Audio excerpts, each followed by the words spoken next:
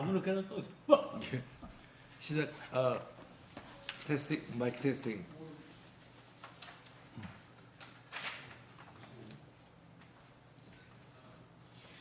마스크 테이프, 마스크 테스팅.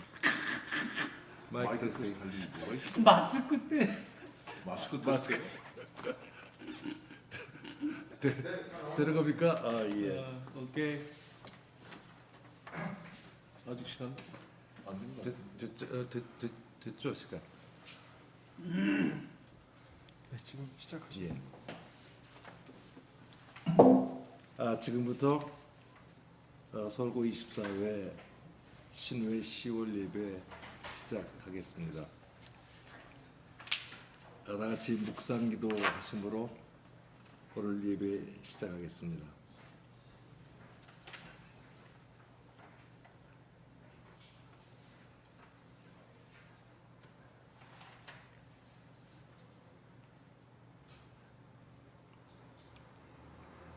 하나님은 영이시니 예배하는 자가 영과 진리로 예배할지니라. 아멘. 다 같이 신앙 고백하심으로 사도신경으로 신앙 고백하시겠습니다. 전능하사 천지를 만드신 하나님 아버지를 내가 믿사오며 그 외아들 우리 주 예수 그리스도를 믿사오니 이는 성령으로 잉태하사 동정녀 마리아에게서 나시고 본디오 빌라도에게 고난을 받으사 십자가에 못 박혀 죽으시고 장사한 지 사흘 만에 죽은 자 가운데서 다시 살아나시며 하늘에 오사 전능하신 하나님 우편에 앉아 계시다가 저리로서 산 자와 죽은 자를 심판하러 오시리라. 성령을 믿사오며 거룩한 공회와 성도가 서로 교통하는 것과 죄를 사하여 주시는 것과 몸이 다시 사는 것과 영원히 사는 것을 믿사옵나이다. 아멘. 다음은 신갑섭 전임 회장님께서 우리를 대표해서 기도해 주시겠습니다.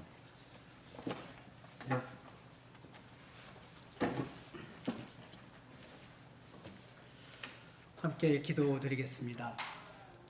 사랑과 은혜가 풍성하신 하나님 아버지, 저희들 이 자리에 모여서 이렇게 인터넷을 통하여 예배를 드릴 수 있도록 인도하여 주시니 감사드립니다. 저희들이 직접 교회에서 예배를 드리지 못하지만은 인터넷과 유튜브 또는 이런 밴드를 통해서라도 예배를 드릴 수 있도록 인도하여 주시니 얼마나 감사한지 모르겠습니다. 저희들이 교회에서 예배를 드리며 교제를 할 수 있는 것이 얼마나 큰 은혜였음을 다시 깨닫게 해주시니 또한 감사합니다. 하나님 아버지, 그렇지만 이러한 코로나 사태로 인하여서도 인터넷을 통하여 말씀 공부와 하나님의 음성을 듣는 시간이 많아지고 많은 시간을 찬양과 가까이 하며 우리들이 주님이 주시는 말씀을 더욱더 깊이 묵상할 수 있음을 통해서 저희들의 믿음이 더욱 굳건하게 될 수 있는 기회를 주셨음에 너무 감사드립니다. 하나님 아버지, 저희들이 이 말씀을 통하여서도 은혜를 받을 뿐만 아니라 때에 따라서는 필사를 통하여서도 은혜를 받고 가까운 믿음의 동역자들과도 영상을 통해서도 이렇게 교회를 할 수 있게 되었습니다. 하나님 아버지, 저희들이 이렇게 주어진 환경에 좌절하지 아니하고 새로운 길을 열어가며 새로운 방법으로 이렇게 교제할 수 있고 또 하나님께 예배드릴 수 있도록 하여 주시니 너무도 감사드립니다. 하나님 아버지, 저희들이 이러한 사태를 통하여서도 저희들의 믿음이 더욱더 강건케 해주는 계기가 될 수 있도록 인도하여 주시며 또 이런 사태 속에서도 멀리 인도네시아와 아프리카 등에서 선교사라서 헌신하는 우리 친구들이 또한 있습니다. 이들의 사역에 주님께서 지켜주시옵시고 그 길을 열어주시옵소서. 또한 코로나로 인해 힘들게 어려워하는 많은 교회들이 있습니다. 또한 연약한 지체들도 있습니다. 그렇지만 이러한 사람들에게도 이러한 교회들에게도 주님의 은혜가 넘치는 그러한 기회가 될 수 있도록 늘 보살펴 주시옵소서. 오늘 말씀을 대언해 주시는 구자경 목사님에게 말씀의 권능의 두루마기를 덧입혀 주시고 그 말씀을 통하여 저희들이 큰 은혜 받을 수 있도록 인도하여 주시옵소서. 또한 오늘 이 예배를 통하여 준비를 해주신 손길과 지원하는 창천교회에도 하나님의 은혜와 축복이 넘치도록 하여 주시옵소서. 이 모든 말씀 우리 주 예수 그리스도 이름으로 기도드리옵나이다. 아멘.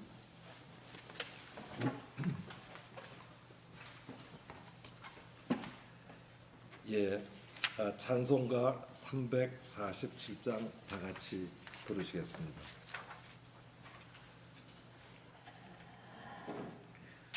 돌아가신 새 땅에 들어가려면 마음의 준비 다하여 힘써 일하세. 여호수아 본받아 앞으로 가세. 우리 거할 처소는 주님 품일세. 시험 환난 당해도 낙심 말고서 마음의 걱정 버리고 힘써 일하세. 여호수아 본받아 앞으로 가세. 우리 거할 처소는 주님 품일세. 앞서 가신 예수님 바라보면서 모두 마음을 합하여 힘써 일하세. 여호수아 본받아 앞으로 가세. 우리 거할 처소는 주님 품일세. 일할 곳이 아직도 많이 있으니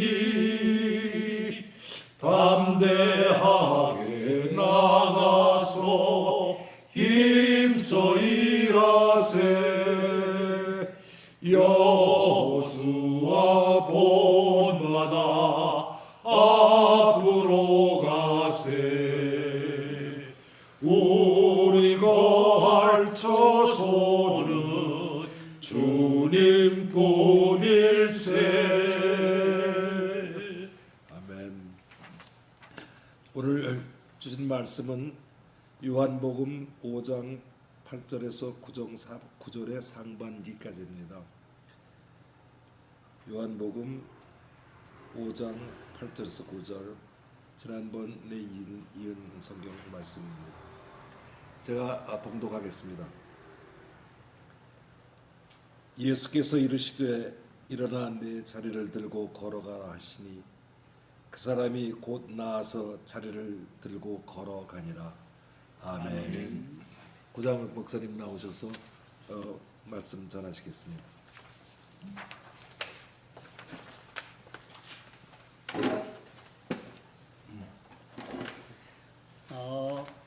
코로나19 사태로 굉장히 온 세계가 어려운 가운데 있는데도 시간은 참 빨리 흘러서 또 한 달이 흐르고 10월 신우에 예배를 드리게 됐습니다.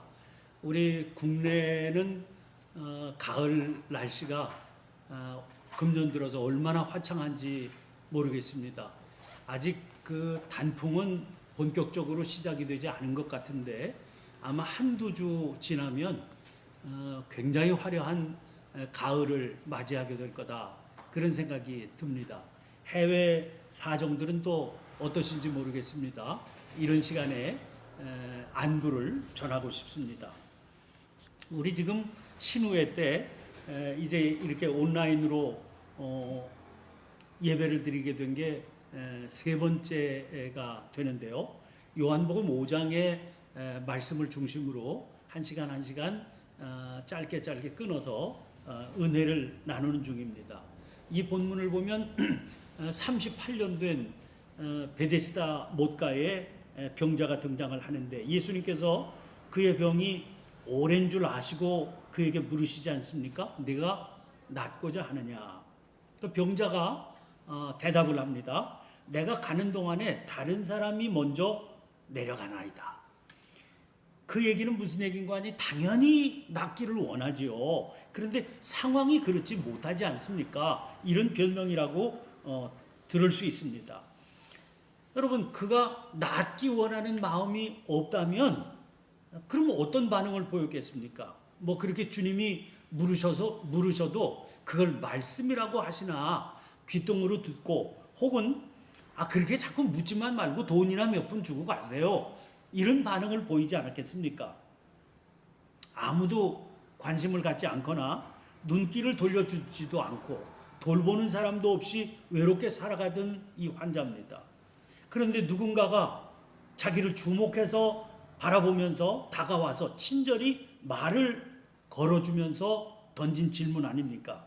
이 병자의 입장에서 보면 그렇게 물어보시는 주님께 무슨 기대라도 걸고 싶은 그런 마음이 생기지 않았을까 싶습니다. 그래서 그런 대답이라도 했을 겁니다.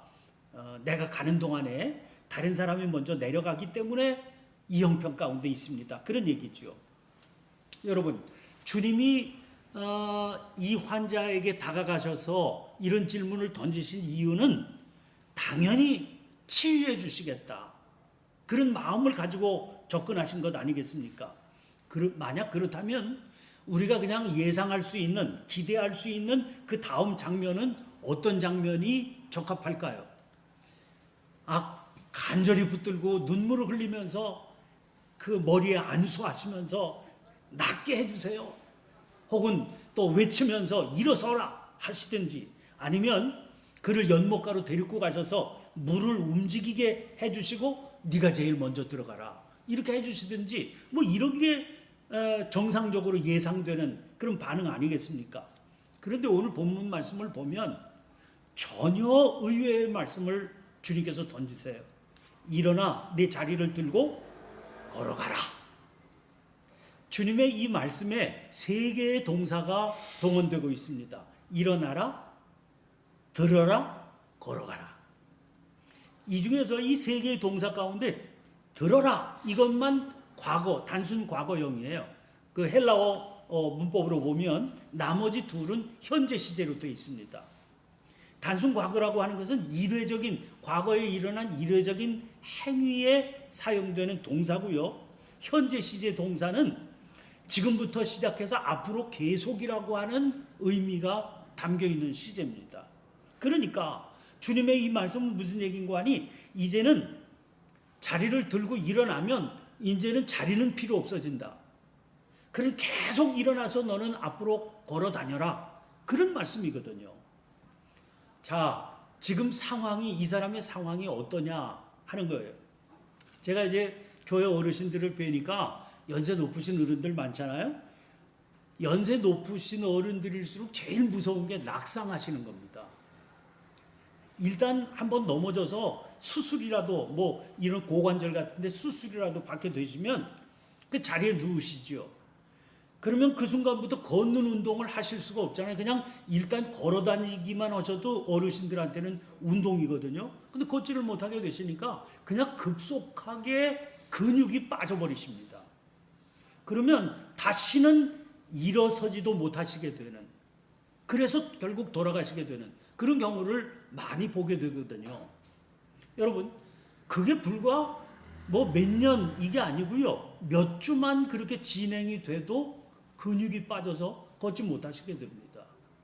그런데 이 사람의 경우에는 38년이거든요. 38년 동안 이렇게 지냈으니까 이 사람의 근육의 형편이 어떠했을지 우리 짐작도 하기 어려운 상태입니다. 게다가 주님께서 딱 봤을 때 한눈에 보시기에 병이 오랜 줄 아셨다고 그러지 않았습니까? 그런데 그런 사람을 향해서 주님께서 하신 말씀이라니 도대체 이런 말씀이 가당키나 한 말씀이냐 이런 생각이 들게 됩니다. 아니 일어나서 자리를 들고 걸어 다닐 정도가 됐다면 아, 왜 38년 동안 이 사람이 그런 모습으로 그 자리에서 그렇게 불쌍하게 구걸이나 하며 살아왔겠습니까? 여기서 우리가 살피게 되는 것은 예수님께서 사람들을 대하시는 주님의 태도가 굉장히 다양했다는 거예요.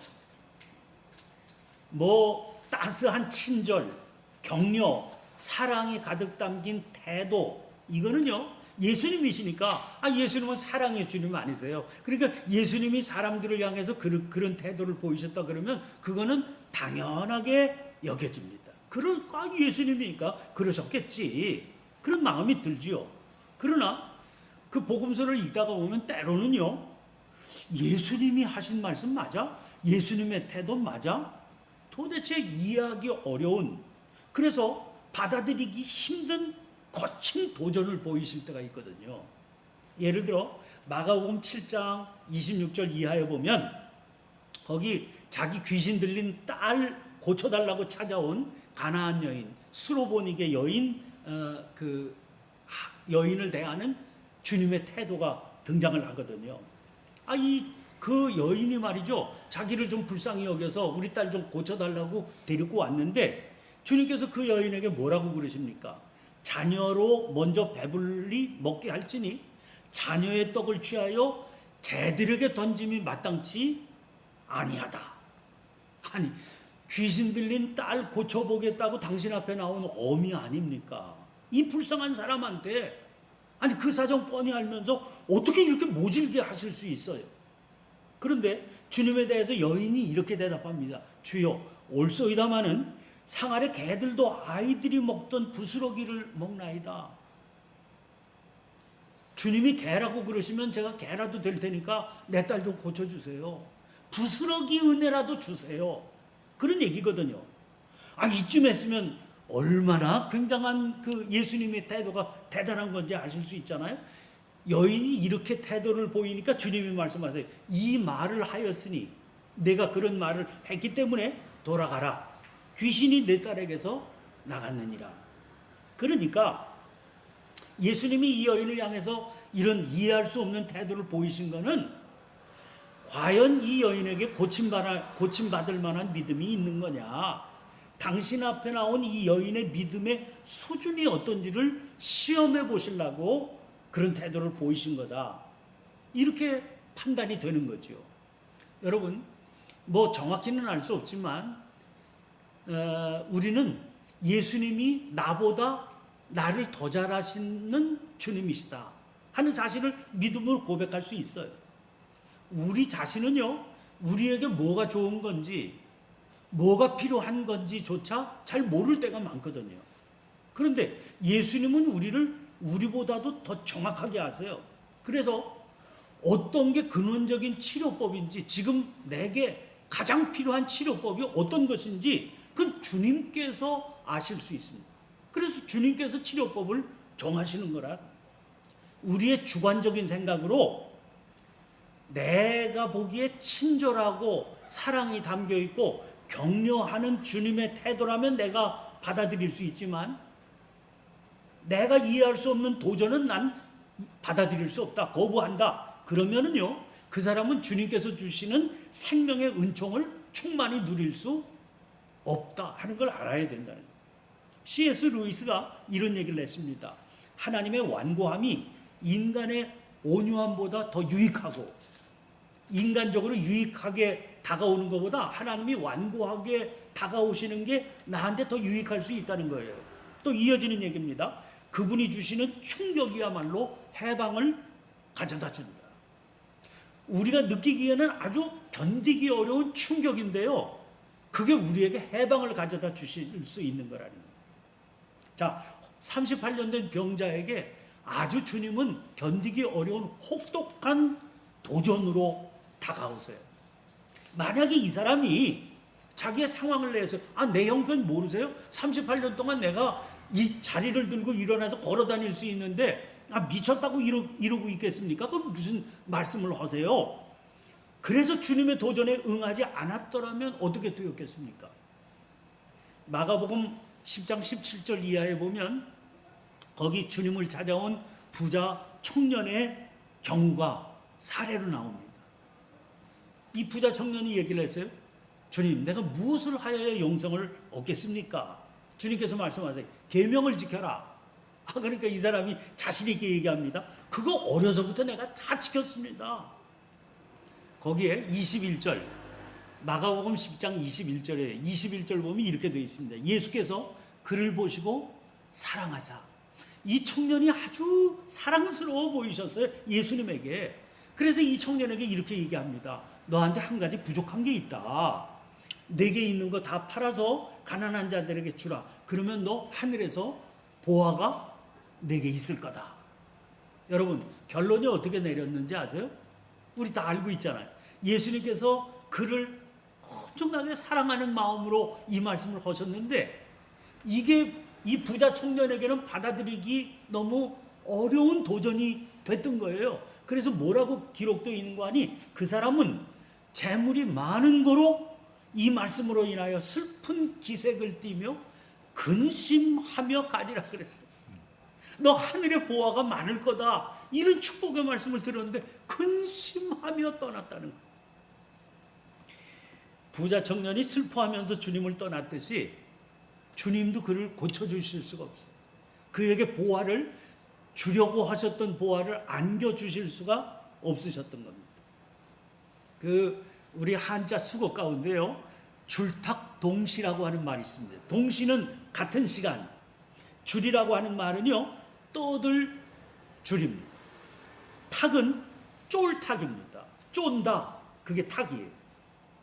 이제 이게 무슨 말인가 하니 병아리 얘기예요. 병아리가 부화하기 시작하면은요, 이제 그 안에서 이제 병아리가 이제 그 껍질을 깨고 나와야 되는데, 그래야 병아리가 되는데, 그 껍질 안에 있는 병아리는 그 부화하기 시작하면 3시간 내에 껍질을 깨야 된다고 그래요.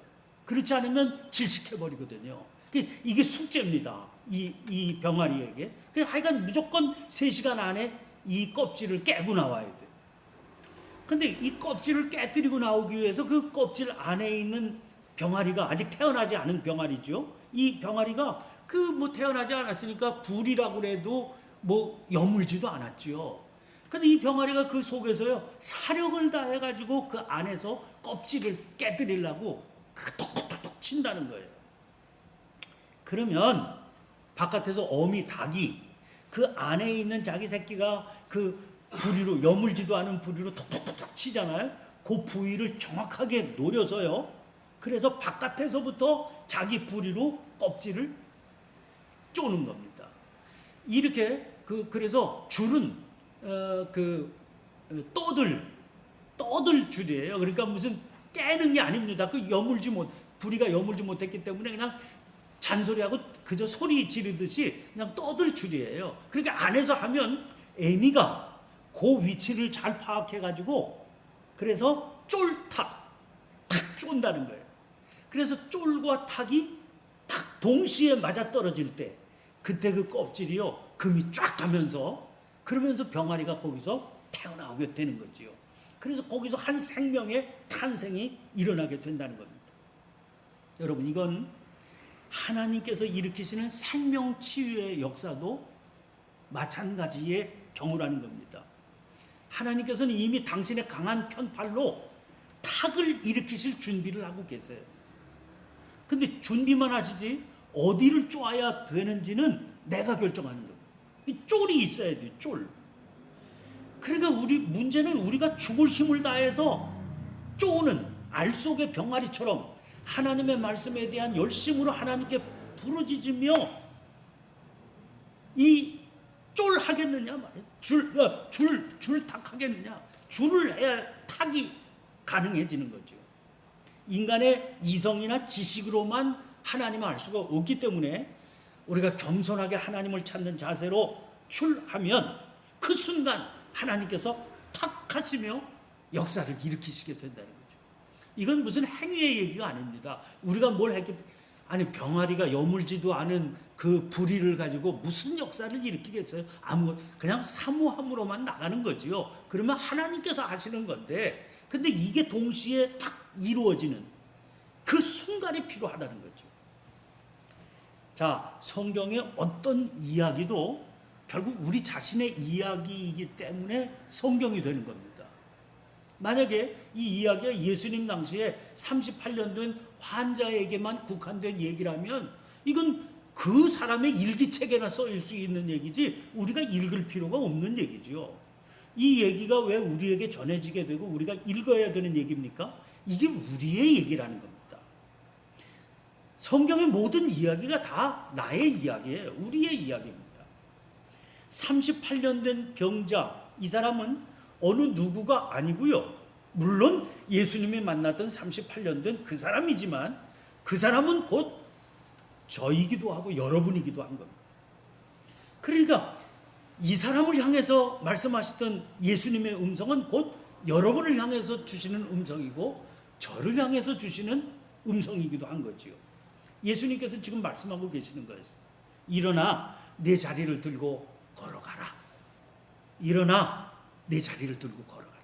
너 지금 몇 년 됐냐? 너 그 상태에서 몇 년 그러고 있냐? 일어나 자리를 들고 걸어가. 이렇게 말씀하시는 거예요. 우리는 예수님을 향해서 하고 싶은 얘기가 많아요, 지금. 아니, 내가 이러고 싶어서 이러고 있는 줄 아세요? 상황이 이렇게 돼 있는 걸요. 상황이 이렇게 말씀드리고 싶은 상황이에요. 근데 주님은 그런 상황을 다 아시면서 말씀하고 계세요. 일어나 내 자리를 들고 걸어가라. 여러분, 그 들고 일어나라고 하는 자리가 어떤 자리겠느냐 그 말. 우리가 몸담아 살아가고 있는 병든 세계, 38년 익숙하게 살아가고 있는 병든 세계, 혹은 약한 세계에 핑계대고 탓하고 그러면서 어쩔 수 없이 이렇게 살 수밖에 없다고 얘기하고 있는 바로 그런 어두운 세계입니다. 그거 들고 일어나라고 그러시는 거예요.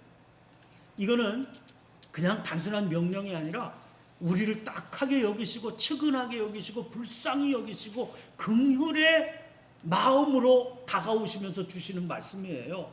간절한 바람이 담긴 부르심이에요. 마치 어미가 그 속에서 몸부림치고 있는 자기의 새끼를 계란 껍질을 뚫고 나오게 하기 위해서 탁 하듯이 그렇게 간절한 마음으로 부르시는 부름의 음성이라는 겁니다. 우리가 우리의 태도는요 늘 살던 대로 살고 싶어요.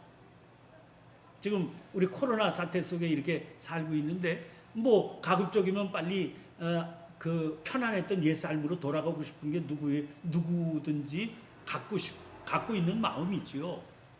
근데 때로는 이런 생각을 해봅니다. 정말 돌아가고 싶은 그 옛날이 이상적인 세계였나?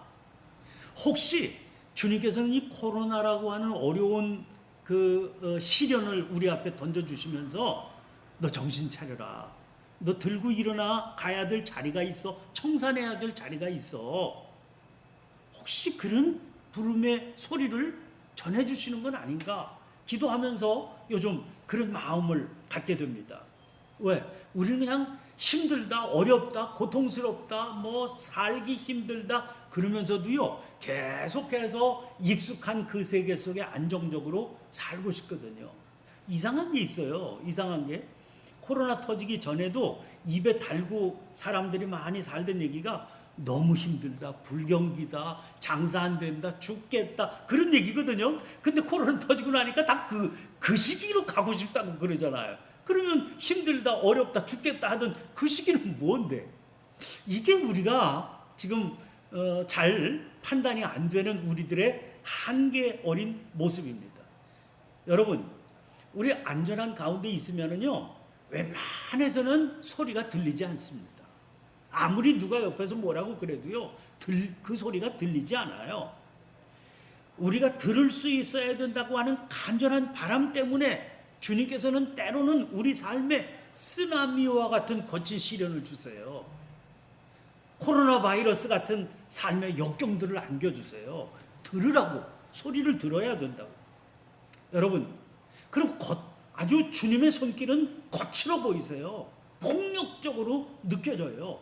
그런데 그 주님의 거친 손길 아래서 그 도전의 음성을 듣고 변화되고 싶고 생명 누리고 싶어하는 우리의 간절한 소원과 바람이 딱 맞아떨어지게 될 때, 그때는 주님이 역사하시는 때, 이게 줄탁동시의 은혜 아니겠습니까?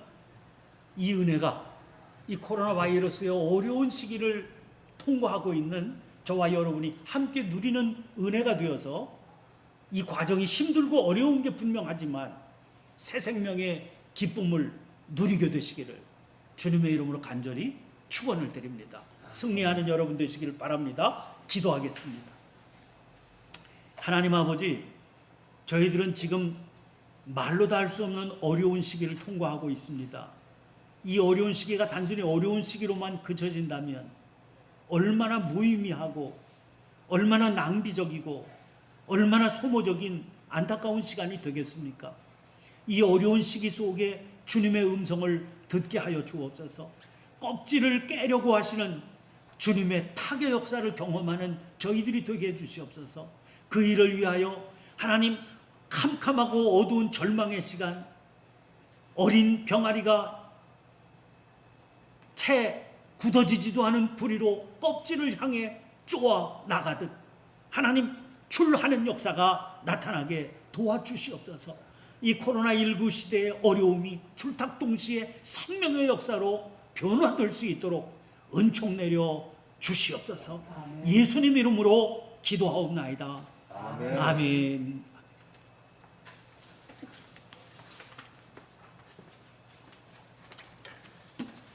목사님 말씀 감사합니다. 다 같이 400장 찬송 함께 하시겠습니다. 험한 시험 물속에서. 험한 시험 물속에서 나를 건져주시고 노한 풍랑지하도록 나를 숨겨주소서. 주여 나를 돌보시사 고이 품어주시고 험한 풍파지라도록 나를 숨겨주소서. 권세 능력 무한하사 모든 시험 이기오 풍랑까지 다스리는 주님 앞에 비오니 주여 나를 돌보시사 고이 품어주시고 험한 풍파지라도록 나를 숨겨주소서. 죄악기에 빠진 몸 캄캄한 내매며 부르짖는 나의 애원 들으소서 내 주여. 주여 나를 돌보시사 고이 품어주시고 험한 풍파지라도록 나를 숨겨주소서.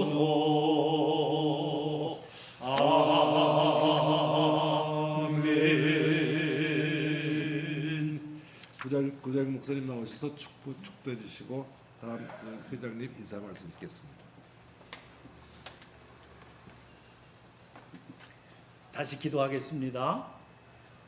하나님 아버지, 아름다운 계절 10월을 허락해 주시고 이렇게 복된 신우의 예배를 코로나19 바이러스로 어려운 가운데에도 온라인으로 비록 얼굴과 얼굴을 대하여 보지는 못하지만 말씀을 통하여 신령한 교제의 기쁨을 계속해서 나누게 해주시니 감사합니다.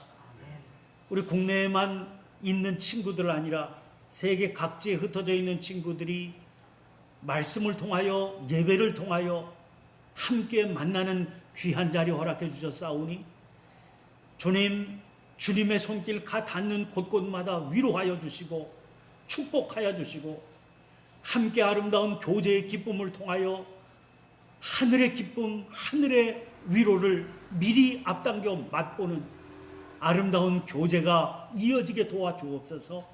지금은 우리 주님 예수 그리스도의 은혜와 하늘 거룩하신 아버지 하나님의 한량없으신 사랑하심과 성령님의 감동, 감화, 인도, 교제 충만케 하심이 우리 서울고 24회 신우회 회원들 각자의 살아가는 삶의 자리자리 위에 그리고 사랑하는 친구들 위에 그리고 저들의 기업과 가정 위에 이제로부터 영원토록 함께하여 주시옵기를 간절히 축원하옵나이다.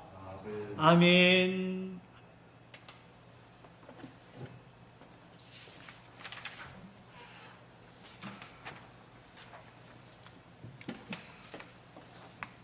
오늘도 세 번째 맞이한 우리 신우의 영상예배 무사히 잘 마친 것 같습니다. 오늘 구목사님이 전해주신 하느님 말씀 어떠셨습니까? 저는 학교 때 공부도 잘 못하고 그동안 공부도 안 해서 이 줄탁동실한 한자 성을 오늘 처음 들었습니다. 그 말들은 굉장히 어렵고 한자도 아마 어려운 것 같은데 그 속에 그런 뜻이 담겨 있을 줄은 정말 생각할 수가 없었을 것 같습니다. 근데 지금 비록 나이가 들어가지고 머리도 나빠지고 별로 좋지도 않은 머리가 노화돼서 더 나빠졌지만 아마 이게 줄탁동시라는 사자성어는 상당히 오랫동안 잊지 않을 것 같습니다. 그 뜻도 아마 계속 아마 머릿속에서 계속 아마 되뇌이게 될 것 같습니다. 가을이 깊어지고 또 이렇게 날씨도 쌀쌀해지고 환절기입니다. 다들 여러분들 건강 유의하시고 11월 10일이 다음 우리 영상 예배 날입니다. 그날 때까지 건강 유의하시기 바라겠습니다. 그럼 11월 달에 다시 건강한 모습으로 뵙도록 하겠습니다. 안녕히 계십시오.